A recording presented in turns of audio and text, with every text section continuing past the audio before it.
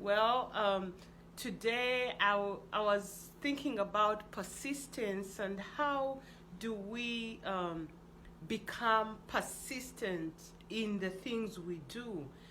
And of course, my favorite book, Think and Grow Rich by Napoleon Hill.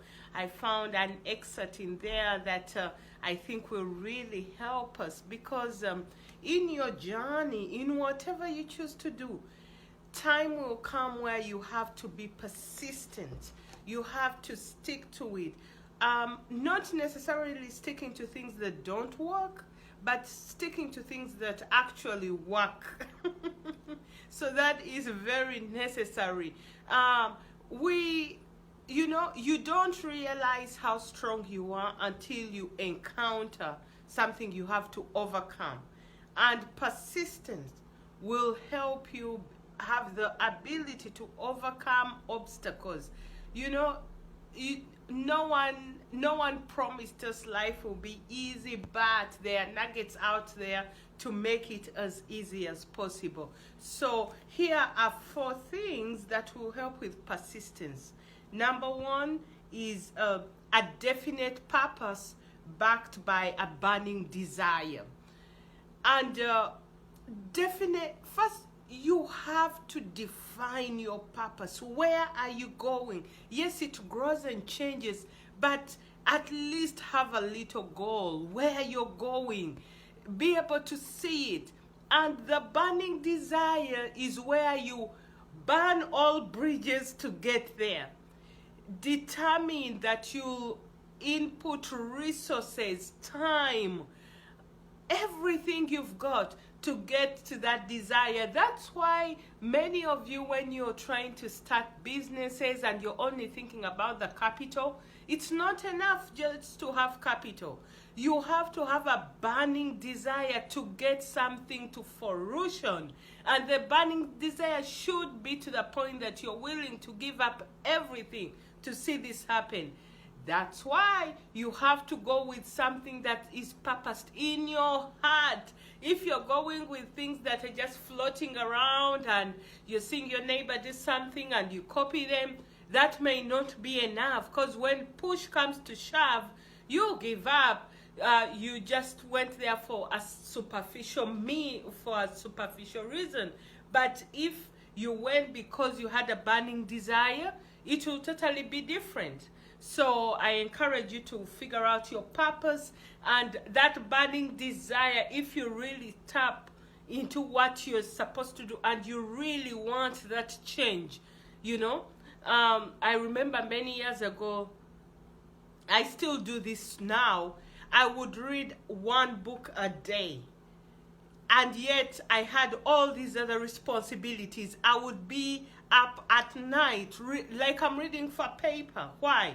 I was looking for nuggets that can help transform me from where I was to propel me upwards. So meaning you'll actually have to make this a job for you to go to a next level. You have to dedicate yourself and everything, inform everyone around you. I'm starting this new journey, and well, a few changes may happen.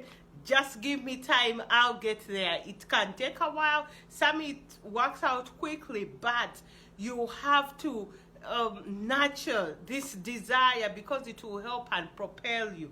Then number 2 is you need a definite plan that expresses continued action.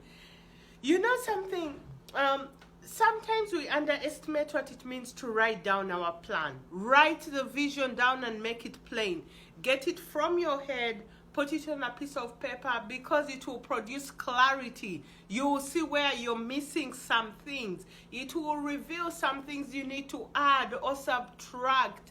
But a written vision is necessary. A written vision is alive. It's living, meaning it can change as you change, because you may have your vision right now, starting a business, doing this, maybe a vision for your family, then maybe you get another child.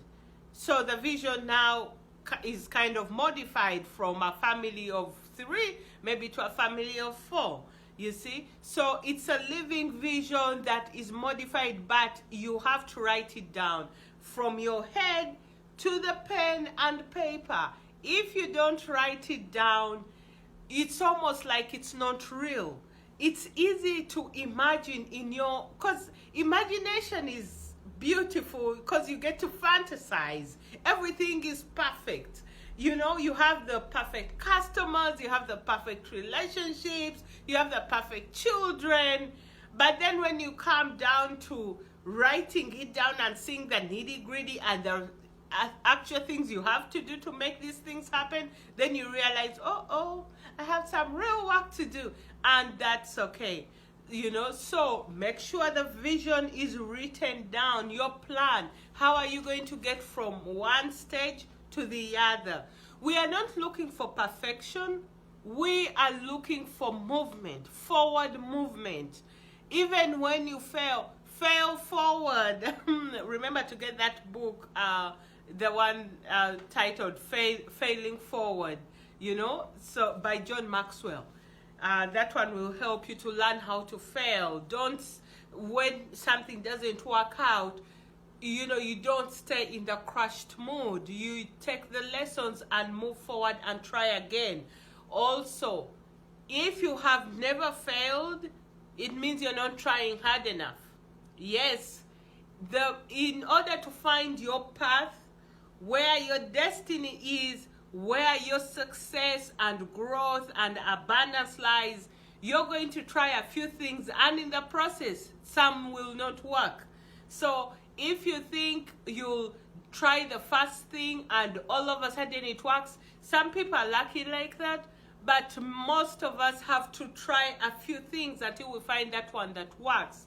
That's why when you're investing in anything, put up what you're willing to lose in the process, you know, so that your whole life and heart, you know, doesn't get too discouraged not to move on. But then it has to be enough to fuel that burning desire. So you can't just wing it and put just a little bit of skin in there. It has to be enough to continue that burning desire.